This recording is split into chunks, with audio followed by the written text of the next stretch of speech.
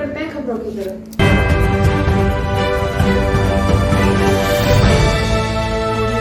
लखनऊ इटावा के कथावाचक के साथ जो घटना घटी वो चिंता का विषय है। दलितों पिछड़ों के साथ इस प्रदेश में अत्याचार हो रहा है। कहीं घोड़ी नहीं चढ़ने दी जाती, कहीं मूछें नहीं रखने दी जाती, कहीं कथा नहीं पढ़ने दी जाती। यह घटना सरकार के संरक्षण में हो रही है। राजस्थान में दलित नेता के मंदिर जाने पर मंदिर की धुलाई की गई। आज के समय में खुरापाती लोग हैं, उनकी कोई पकड़ नहीं है। अखिलेश यादव लोगों ने किया, यहाँ सब समाज के लोग बैठे हैं, आप में सब समाज के लोग हैं। अभी एक साथी आया जो कथावाचक को सम्मान दिया, वो पीछे बैठा है साथी। तो ये थोड़ी है कि लेकिन बीजेपी कुछ और तरीका अपना रही है, नहीं जा रहा है। इस बार वोट डालने जा रहा है। इसीलिए जब वोट डालने की सूची बनती है, किन किन अधिकारियों की पोस्टिंग होगी, पीडीए नहीं होगा उसमें। आप अयोध्या का एक एग्जाम्पलरी केस है, आप पढ़िए ना, देखिए। राइट फ्रॉम जहां से बोर्ड पढ़ने से लेकर आखिरी तक किसको कहां पोस्टिंग होनी है, किसको क्या टारगेट फिक्स है, किसको कितना वोट देना है, कौन सा मंत्री किस बूथ पर रहेगा। मंत्री का आदमी पकड़ा गया, कितने हजार लोग बाहर से आए। अखिलेश जी, वृंदावन में और ब्राह्मण समाज में आपस में वैमनस्य हो जाता है, वो मुझे जानकारी नहीं है। लेकिन किया गया, उसके बाद तमाम तरह के एलिगेशन उनके द्वारा लगाए जा रहे हैं समाजवादी पार्टी के ऊपर। क्या तुम लोग समझदार नहीं हो। अरे रुक जाओ ना, एक रुक जाओ ना। यही उसमें एक टेक्निकल इशू आ रहा था, वो मंत्री नहीं बन पा रहे थे। उनको ये कह के टाला जा रहा था कि अभी आप समाजवादी पार्टी के हैं और अगर आप मंत्री बनाए जाएंगे तो आपको अपनी संस्था छोड़नी पड़ेगी, चुनाव दोबारा होगा, बाई इलेक्शन होगा। तो आप समझिए उनका टेक्निकल इशू मैंने खत्म कर दिया, अब वो मंत्री बन सकते हैं। अब आप पूछोगे कि 3 निकाले और क्यों नहीं निकाले। मंत्री सबको बनना था, सबको आश्वासन था, पैकेज क्या मिला उसमें मैं चर्चा नहीं करना चाहता हूं। किसी के नाम में ही पैकेज हो तो सोचो कितना पैकेज देगा। सेठ, जो सेठ हो उसको कुछ भी हो सकता है, तो पैकेज नाम में ही पैकेज है तो सोचो कितना बड़ा पैकेज मिल सकता है किसी को। तो जो टेक्निकल इशू था वो रिजॉल्व किया है कि आप मंत्री बन सकते हैं। जब ये 3 मंत्री बन जाएंगे तो बाकियों का भी टेक्निकल वो हम रिजॉल्व कर देंगे। तो ये इसे निकाला है, हम सबने तय कर। आपने भी एक्सपेरिमेंट, हमारी राय है, सब लोगों की राय बनी कि इन्हें मंत्री बनने दिया जाए, इसलिए हम लोग निकाल दिया। अब बीजेपी की जिम्मेदारी है कि इन्हें जल्दी मंत्री बनाए, तो बाकी लोगों को हम भी हटा दें तो वो भी मंत्री बन जाए। जो लोग बड़ा सर उनका कुछ लोग वर्चस्ववादी लोग, प्रभुत्ववादी लोग कथा वाचन में अपना एकाधिकार बनाए रखना चाहते हैं। ये एकाधिकार छीने नहीं उनका, वर्चस्ववादी लोगों का एकाधिकार छीने नहीं। कथा वाचन को जिन्होंने भावना की जगह व्यवसाय बना लिया है, व्यवसाय बनाने वाले लोग हमारे इटावा कथा वाचन पीढ़ी अपमान कांड उन्हीं कुछ प्रभुत्ववादी और वर्चस्ववादी की वजह से घटित हुआ है। अगर पीड़ित समाज के इन लोगों को इतना ही परहेज है तो घोषित कर दें कि परंपरागत रूप से कथा कहने वाले वर्चस्ववादी पीड़ित समाज द्वारा दिया गया चढ़ावा, चंदा, दान, दक्षिणा कभी स्वीकार नहीं करेंगे। और अगर एकाधिकार ही आपको लाना है तो समय समय पर आप बहुत दावा करते हैं कि 370 खत्म किया है, तो देश में आप कानून ले आओ कि कथा वाचन का काम और एकाधिकार के लिए कानून ले आइए कि आप ही कह सकते हो और कोई दूसरा नहीं कह सकता। अगर पीड़ित समाज से इन लोगों को इतना ही परहेज है तो घोषित कर दें कि परंपरागत रूप से कथा कहने वाले वर्चस्ववादी पीड़ित समाज द्वारा दिया गया चढ़ावा, चंदा, दान, दक्षिणा कभी स्वीकार नहीं करेंगे। प्रभुत्ववादी और वर्चस्ववादी समय समय पर कभी घर को गंगा जल से तो कभी मंदिर को धुलवाकर पीड़ित समाज का मानसिक उत्पीड़न व अपमान करते हैं, और अब तो सिर तक मुड़वा रहे हैं। अभी तक तो आपने वो घटनाएं सुनी, देखी, जहां पर घरों को गंगा जल से धोते थे ये लोग। अगर कोई पीड़ित परिवार का मंदिर चला जाए तो मंदिर को गंगा जल से धोते हैं, और अब तो सीमा लांघे ये वर्चस्ववादी। आखिरकार किसका आशीर्वाद है? क्या सरकार का आशीर्वाद नहीं है, जिसकी वजह से सर तक मुड़वा दे रहे हैं, पेशाब तक करवा दे रहे हैं, और रात भर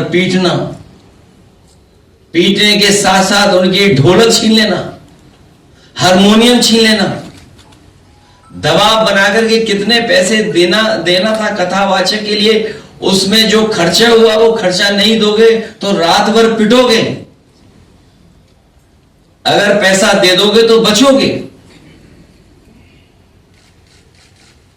आखिरकार ये वर्चस्ववादी और प्रभुत्ववादी लोग इतनी ताकत कहां से पा रहे हैं? देखा जाता है। आदरणीय रामजय सुमन जी ने तो कुछ घटनाएं बताई हैं, कुछ महत्वपूर्ण पदों पे बैठे लोगों के बारे में बताया है। सुना है हमने कि देश की सर्वोच्च सीट पर बैठने वाले के साथ भी कभी अपमान हुआ है। देश के राष्ट्रपति भी हे दृष्टि का सामना कर चुके हैं।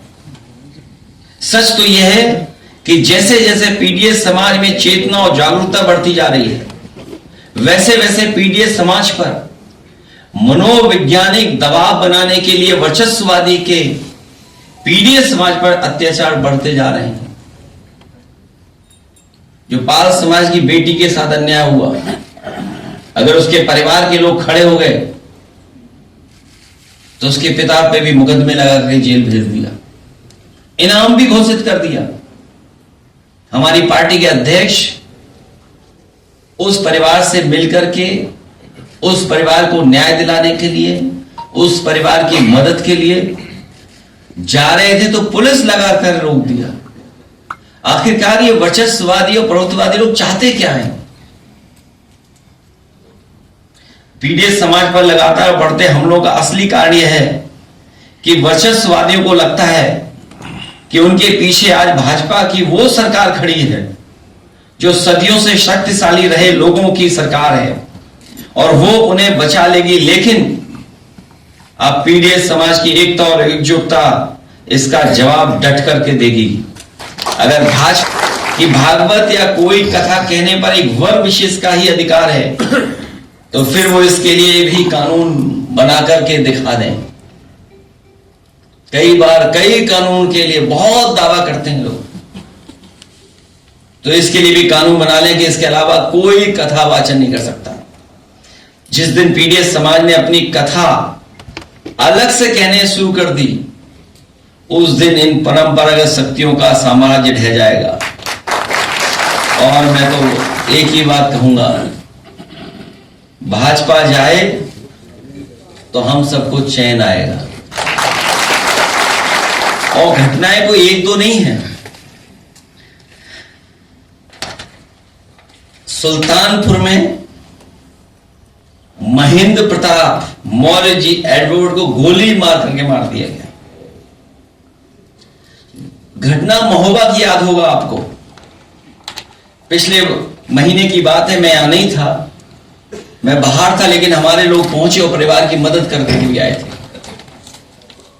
दलित नवविवाहित जोड़े को सामंतवादियों ने चप्पल उतराए उन घर से गुजरने को कहा। जब उन्होंने मना किया तो दूल्हे को, उसके परिवार को और नवविवाहिता को बुरी तरह मारा गया। क्या ये कोई कल्पना कर सकता आज के समय पर जब हम विश्व गुरु बोलना चाहते हैं? मन में आपको आज यहाँ आमंत्रित किया गया है। आपको मालूम है कि बकेबर इटावा में कल जो पिछड़ी जाति के कथावाचक थे, जिनका कार्यक्रम पहले से तय था, ऐसा नहीं है उन्हें पहले से मालूम था कि कथावाचक पिछड़ी जाति से है, दलित जाति से हैं। इसके बावजूद भी कल उन्हें अपमानित किया गया, उनको काफी चोटें पहुंचाई, उन पर पेशाब डाला गया और ये संदेश दिया गया कि काम उनका नहीं है। जो कमजोर वर्गों के लोग हैं, दलित हैं, पिछड़े हैं, वो कथा भागवत का कार्यक्रम नहीं कर सकते। दोस्तों, यह अत्यधिक दुर्भाग्यपूर्ण है कि अगर कोई पिछड़ी जाति का आदमी या दलित जाति का व्यक्ति अगर धार्मिक बातों को सीख लेता है, कथाओं को सीख लेता है, तो उसे आप भला कैसे वंचित कर सकते हैं। लेकिन ये मनोवृत्ति है हमारे देश की, और इस मनोवृत्ति की पोषक है भारतीय जनता पार्टी। जिस तरह से लोगों को अपमानित किया, वो निश्चित रूप से चिंता का विषय है। और न सिर्फ बकेबर में, आप देखते हैं पूरे उत्तर प्रदेश में जो कमजोर वर्ग के लोग हैं, दलित हैं, पिछड़े हैं, उन पर अत्याचारों की बात सी आई हुई है। कहीं उनकी बारातें नहीं चढ़ने दी जा रही है, कहीं उनकी बच्चियों के साथ बलात्कार हो रहा है। माननीय अध्यक्ष जी मुख्यमंत्री रहे हैं, हम लोगों का सड़क का भी अनुभव है, सरकार का भी अनुभव है। सरकार का जो मिजाज होता है, समाज की शक्तियों का संचालन उसी दृष्टि से होता है। और मुझे लगता यह है कि समाज में कुछ लोग ऐसा समझने लगे हैं कि सरकार उनके दिल की सरकार है, मन की सरकार है। इसी वजह से जहां जहां ये दलितों और पिछड़ों पर अत्याचार हो रहा है, कहीं भी सरकार ने यह संदेश देने की कोशिश नहीं की कि इस प्रकार की कोई घटना करेगा तो उसका अंजाम क्या होगा। अगर इन सब घटनाओं के खिलाफ कहीं से भी कठोर कार्रवाई हो जाती, तो मैं निश्चित रूप से कह सकता हूं कि ताबड़तोड़ जो घटनाएं उत्तर प्रदेश में हो रही है, उनकी पुनरावृत्ति नहीं हो सकती थी। ये सरकारी संरक्षण में सब काम हो रहा है। भारतीय जनता पार्टी की जहां सरकार है, आप लोग जानते हैं उज्जैन में बीजेपी का एक एमपी के एमएलए गया महाकाल के दर्शन करने के लिए, इन्हीं पार्टी का विधायक था, मंदिर में नहीं जाने दिया। राजस्थान में नेता प्रतिपक्ष दलित था, जब मंदिर में गया तो उसकी गंगा जल से धुलाई की गई। ये एक मनोवृत्ति है, एक जहनियत है, एक मिजाज है, और इस मिजाज की अगर कोई पोषक पार्टी इस देश में है तो उसका नाम भारतीय जनता पार्टी में है। आज स्थिति यह हुई है कि जो अवांछनीय तत्व है, खुराफाती लोग हैं, उनके ऊपर कोई नियंत्रण नहीं है। आज माननीय राष्ट्रीय अध्यक्ष जी ने जो बकेबर का सवाल है, उस गंभीर सवाल पर ध्यान आकर्षित करने के लिए, समाजवादी पार्टी का समर्थन व्यक्त करने के लिए आपको तकलीफ दी है। मैं समझता हूं कि बहुत गंभीर मामला है। तमाम लोग जो दलित हैं, पिछड़े हैं, कमजोर वर्ग हैं, अध्यक्ष जी के इस पत्रकार सम्मेलन से निश्चित रूप से एक विश्वास पैदा होगा, भरोसा पैदा होगा। धन्यवाद।